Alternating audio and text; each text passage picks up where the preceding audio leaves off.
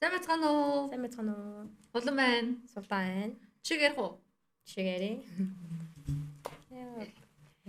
За султан. Анх ер нь яагаад багш болсон бэ? Вау. Багш болъё гэсэн мөрөөдөл байсан уу? Эсвэл зүгээр юм. Багтаач багш болъё гэж бодож байгаагүй л те. Бодоод исэн чинь яаж явж байгаа багш болсон юм болоо. Сургуулийн төгсөөд тэгээд сургуулийн төгссөн болохоор багш болсон юм болоо. Ямар ч гэсэн багш болсон байсан. Яг бүр амар тийм онцгой шалтгаан байдгүй. Чи яагаад багш болсон юм бэ? Би бас тэгэл гэр бүлийн хүсэл төр юм болоо та. Тийм. Гэр бүлийн хүсэл төр л яаш ямар ч гэсэн хөвчөөл тэгэл ээжтэйгээ хамт орж исэн бохоо нөгөө хуваар авах та. Тэгээ харж авч исэн. За энийг нь авчихлаа. Ээж намаагүй амар англи багш болгоно гэж угаасаа бодсон байсан. Гэхдээ би өөрөө бол бүр ингээ багш гэдэг юм ерөөсөө мөрөөж байгаагүй. Багшаар би ингээ өөрийгөө хизээж төсөөлж байгаагүй. Тэгсэн чинь амар инээдтэй би их олон жилийн дараа оюутан басныхаа дараа юм байна л та. Багангийнхаа багшаа таараад тэгсэн чинь манай багш нөгөө юм өсгөлийн баяраа нэг юм хүүхэд болгоны анкет хийдэг штеп. Тэгээ миний анкетыг амар гаргаж иж өгөөд. Тэгээ ингээ харсан чинь ирээдүйн мөрөөдөлгээ бичсэн чинь багш болох гэж би бичсэн байсан чинь нэгдүгээр ангитаа. Яана. Тэгэхээр ер нь багасаа л их дуудчихлээс юм шиг байгаа юм. Гэтэ яг эхний хэдэн жилдээ бол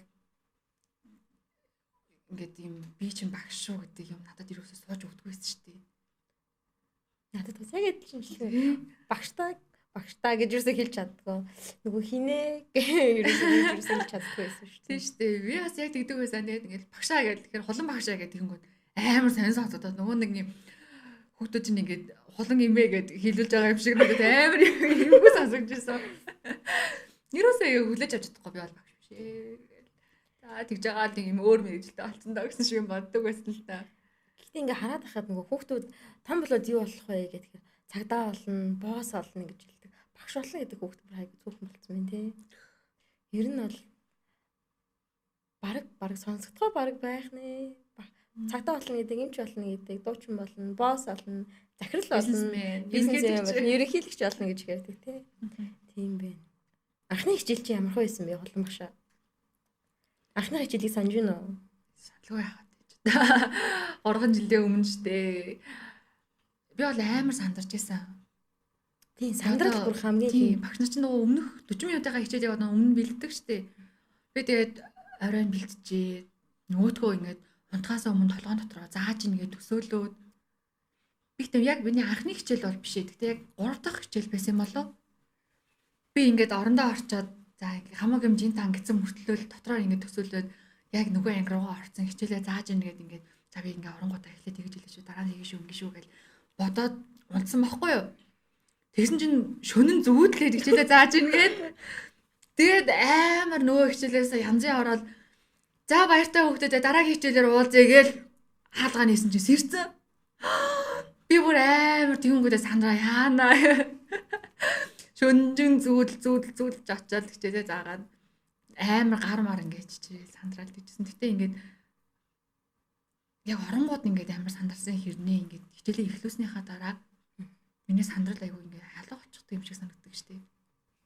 Тэр бас юм цаанаасаа юм багш болох хувьд байлтай юм байсан болоо. Би ч гэсэн амар сандарч байсан. Тэгэхээр ингээд юм багш нар тийм сандарлыг давж гарах бас нөгөө юм паникнд орох ч юм уу юм сэтгэл хөдлөлөд их тулгардсан байх л гэж би бодож байна л доо. Тэгээ тэрийг ингээд нөгөө хүүхдүүдийн өмнө байгаа. Хүүхдүүд харж байгаа 40 50 хүүхд харж байгаа тий. Тэгэхээр тэр хүн багш чинь тэгээд тэр сэтгэл хөдлөлөө удирдах сурсан байх хэвээр болов. Сандарч ингээл хамаг юмаа ингээл шажигнуулаад цаас мас нэгэл нэгнтэйгээ холилдоо дээж болохгүй.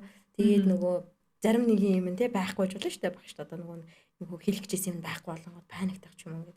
Тэгэхээр багш юу нь бол сэтгэл зүйн сэтгэл хөдлөлөө хүүхдүүдийн өмнө маш сайн удирдах хэрэгтэй байна л гэж би боддог юм л да.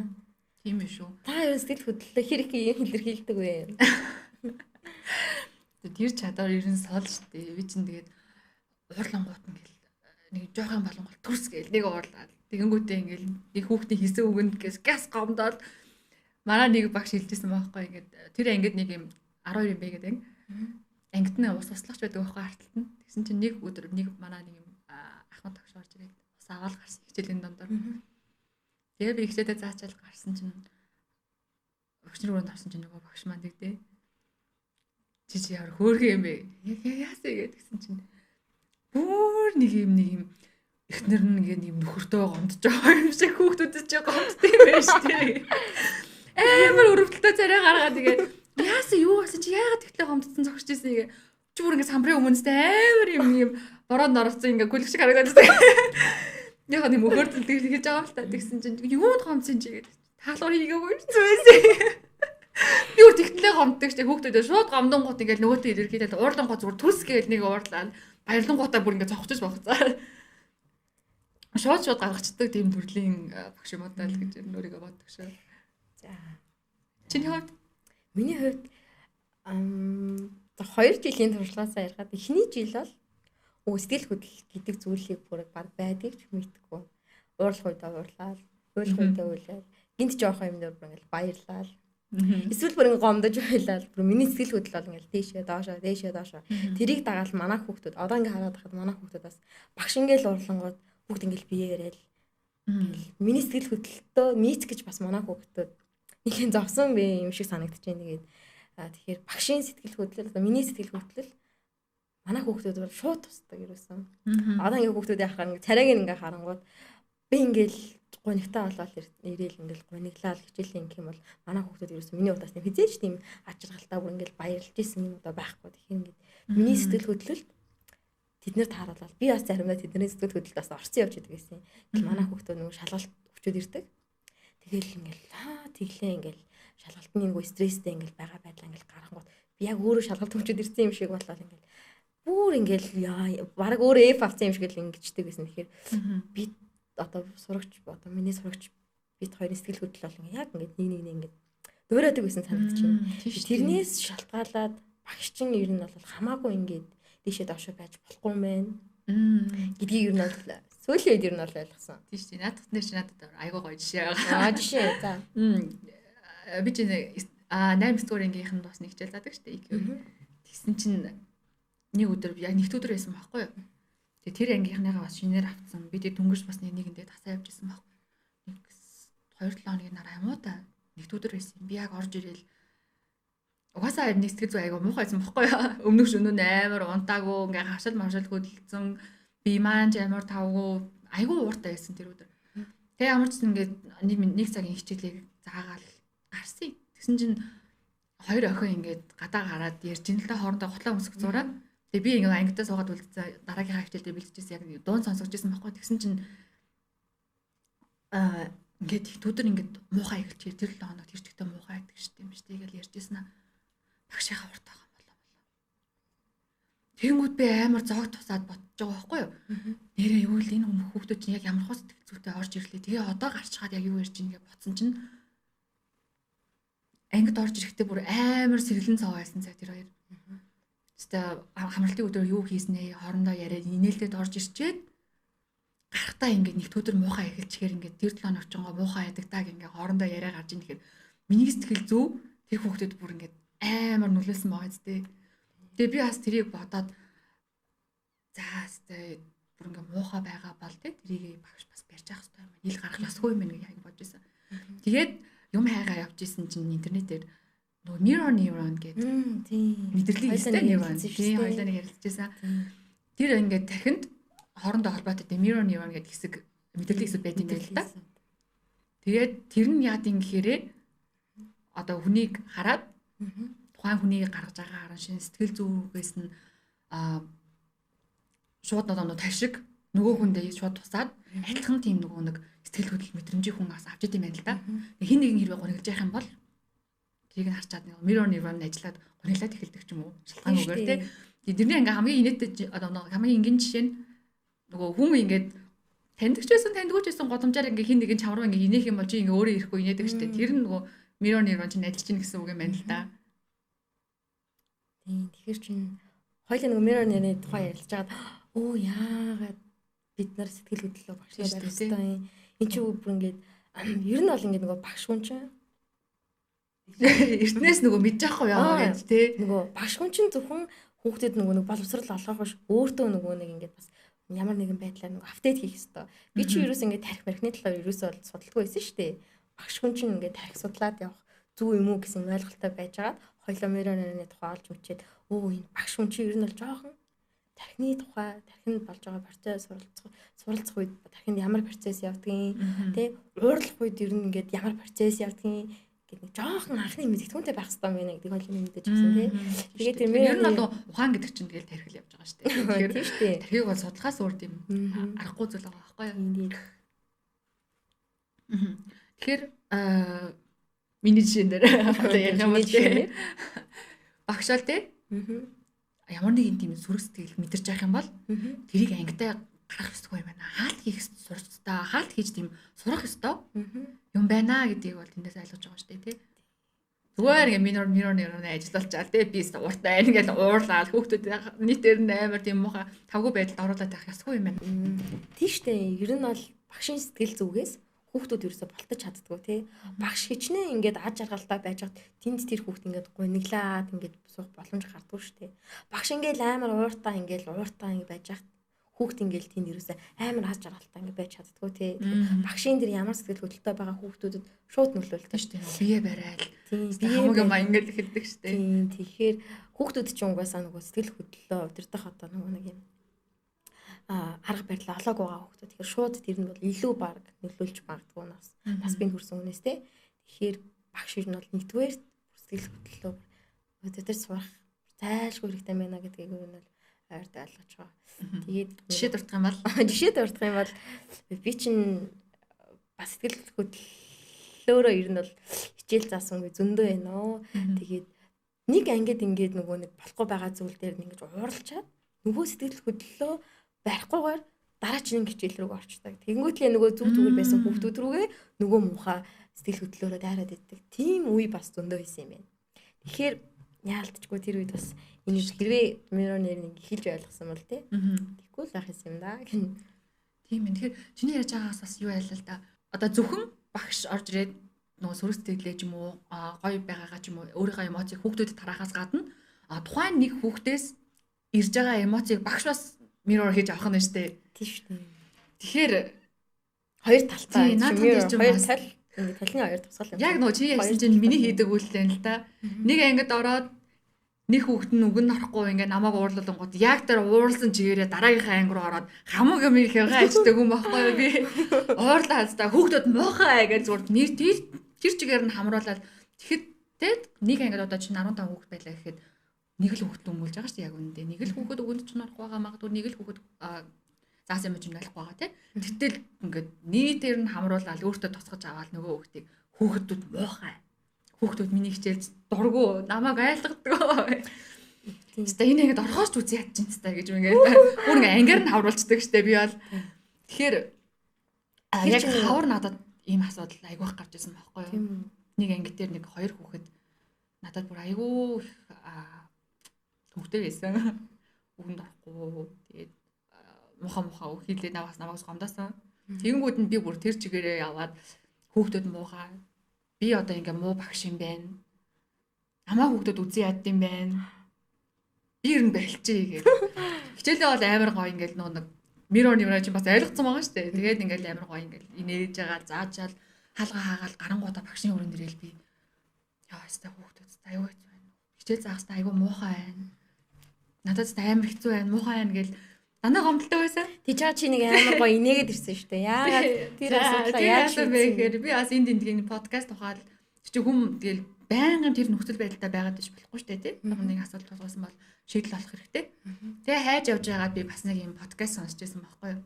Тэгсэн яасан бэ гэдгсэн чинь багш хүн. Ерөөсөө тэр тухайн хүүхдээс ирж байгаа гарч байгаа эмоцийг хувь хүндээ хүлээж авч болохгүй юм байна л да. Хувь хүндээ хүлээж аваад тухайн өдрөө тэр чигээр нь боснолаад хүүхэд болгон ийм гэж юусоо бодож болохгүй байдаг гинэ.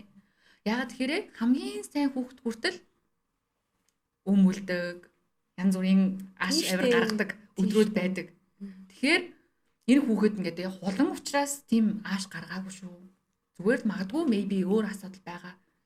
Тийм учраас сэтгэл санаа нь тавгүй байгаа. Тэр нь энд илэрж байна. Би энийг ингэж хувьдаа хүлээж аваад хөл бүтэн өдрөө боснолоод бүх хүүхдэд ингээд дургу болдог ч юм уу те. Тэгж хүлээж авч болохгүй. Би бас юм урдаа хаалт хийх хэрэгтэй юм байна гэдгийг бол сурч ирсэн. Анх багш олцоод тэгсэн чинь надад ийм стори ингээ өгөө бүр үнээр амар. Надад бүр амар санагдчихсан. Тэгээ муухайгаар хэлээд юм жижигхэн магаснаа ч. Амар хэцүү. Миний бүр анх орсон өдрөөс ингээд ороо сайн байцгаана уу гэж танилцаад 10 минутын дараагаас ингээд надад амар хэцүү санагдаад миний инээр шууд доошоогоо унаад тэр ингээд бүр ингээд хичээл заахын тулд би бүр ингээд хичээл заагаар гарч ирсний дараа ингээд 40 минутын турш ингээд тасралтгүй ингээд үсэрсэн юм шиг тэгэж их энерги бардаг байсан ингээ аахгүй юу. Айгуу хэцүү ингээд төмөжл байхгүй хараалын үг хэлнэ. Би одоо ингээд багш ороод ирсэн байхад зүгээр ингээд урсгадаг заяа. Тэгээ нэг багш шиг битгийг бүр ингээд ангигаа ингээд нэг хөндлөхгүй тийм айгуу хэцүү юм байсан байхгүй юу.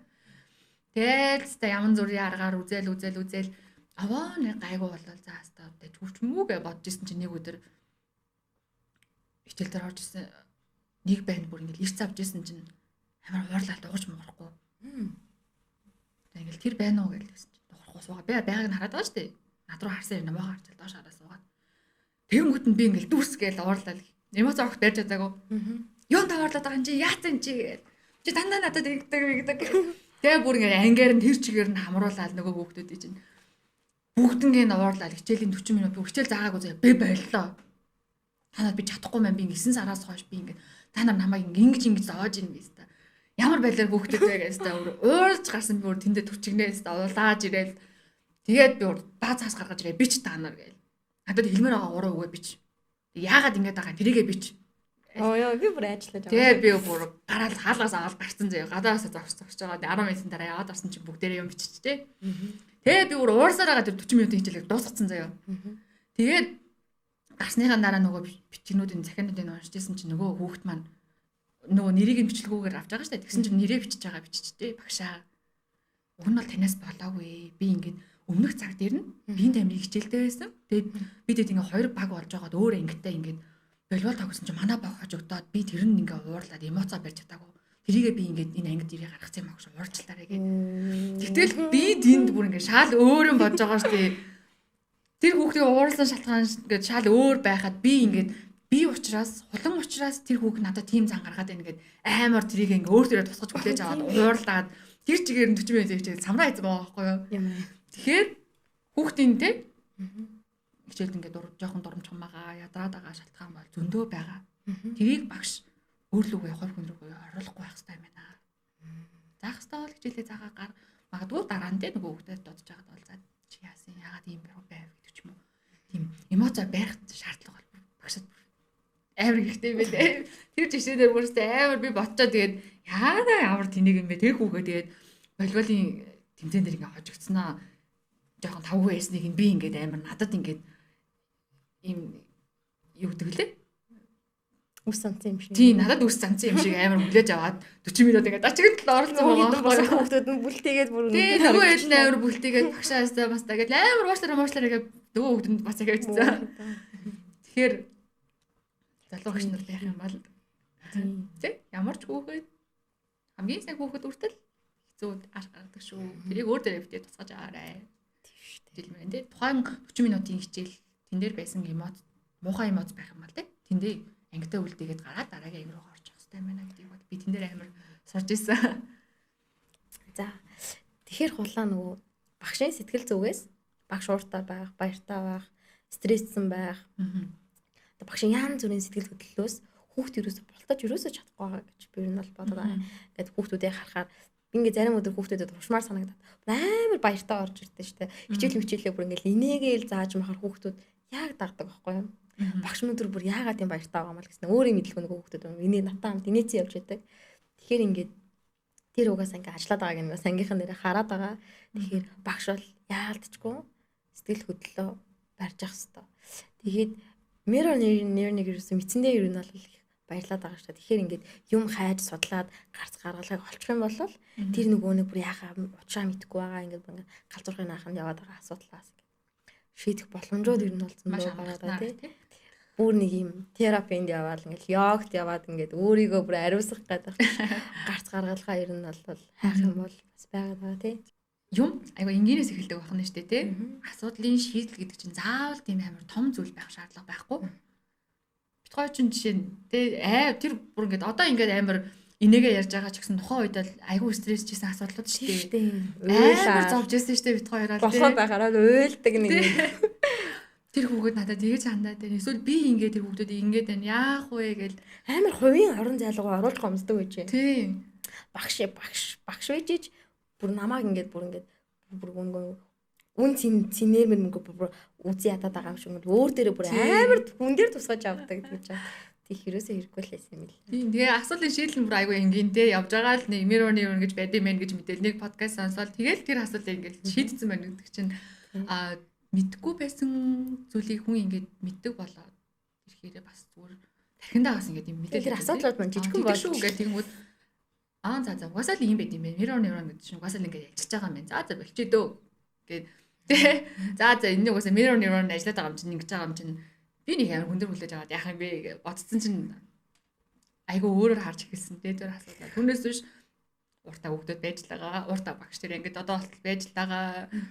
Үгэнд ордог хүүхд байж л байгаа. Тухайн асуудлууд маань байж л байгаа. Хүлээж авдаг зүгээр байдал маань өөрчлөгдсөн. Тэгэл асуудлыг шийдсэн тий. За тэгэхээр хоёулын шиг чинь яг ийм залуу багш нар 1 жилийн туршлагатай 2 жил 3 жилийн туршлагатай багш нар эхний жил ингээд ерөөсөө юу болж байгааг мэдгүй явдаг тий. Хичээл заах хэвээр ямар ч лесэн заана. Тэгэл ямар нэг ингээл асуудлууд болдог. Яаж давхаач мэдгүй тэгсэн хэрнээ ингээл муухраар давцсан байдаг. Тэгэхээр ингээд 2 жил юм уу 3 жил болоод их ингээд юмныхаа учрыг багаар ингээд ойлгоод яваад байдаг тий. Тэгэхээр хоёулын шиг чинь бас ийм залуу багш нар байж магадгүй шүү дээ. Тэгэхээр тэр багш нар манаас бас бит хоёрын энэ бацгаа ярианаас ганц ч гэсэн юм ойлгосон байвал үнэхээр баярлалаа. Хэрвээ би ингээд нэг эхний жилдээ ийм юм надад ингээд юм подкастаар ингээд хэлээд ч юм эсвэл ингээд нэг юм уншсан байсан бол нэг тэгэж амар зовхоргүй байсан юм а би ойлж мэлхааргүй тий. Тийм шүү дээ тий. Одоо ботсон чинь эхний жил чи яаж өнгөрсөн шиг. Чиний эхний жил ямар хийсэн бэ? Oh my god. Би бүр одоо нэг хичээлийн жилийн төгсөд юм тойрох зурулдаг штэ. Би тойрхоо зуруулаад гарчаад ингээ өсрээ цогчоод ороо ингээ шатан дээр өнхөрмөр болж байсан штэ. Тийм амар хэцүү байдалтайсаа. Ер нь бол ингээл эндээс угаасаа алхам тутам бүр ингээл шинэ юм мэдхгүй зүйл ингээл асуулт гарч ирдэг штэ. Тэгэл яах вэ гэл ингээл бөөн асуултын донд л ер нь бол миний 1 жил өнгөрсөн юм шиг санагдаж байна. Тийм шүү дээ. Миний ч гэсэн яг тийм байсан. Тэр эхний жил ер нь бол тэмхүү байд юм шүү. Тийм шүү дээ. Залуу багш нараас тийм 2 дугаас нь 3 дугаас нь одоо болохоор чийд хоёр асуулт байгаа. Гэтэ хариултыг ингээд олох хэрэгтэй байна бид хоёр гэдэг юм. Нэг юмныхаа ч гэсэн нэг юмныхаа бас нэг асуудлынхаа бас даваад гарцсан байна. Цаанаас зөндөө асуудал байгаа ч гэсэн жил ирэх тусмаас гоё болж байна тий. Туршлагатай болж байна.